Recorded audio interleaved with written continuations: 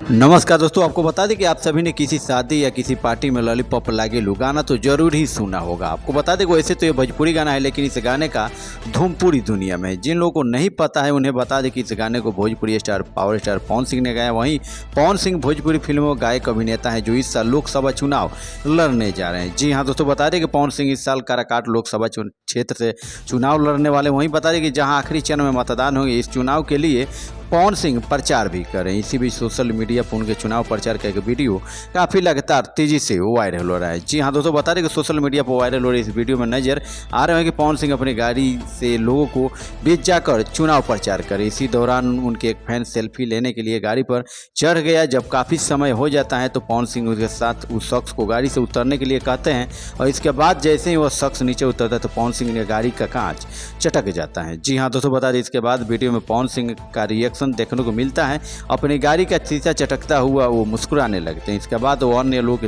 तरफ देखकर हाथ हिलाने। वहीं दोस्तों दूसरी बात की जाए तो इस वीडियो को माइक्रो ब्लॉगिंग प्लेटफॉर्म एक्स पहले ट्विटर पर एक @छपरा जिला नाम से अकाउंट्स पर शेयर किया गया है।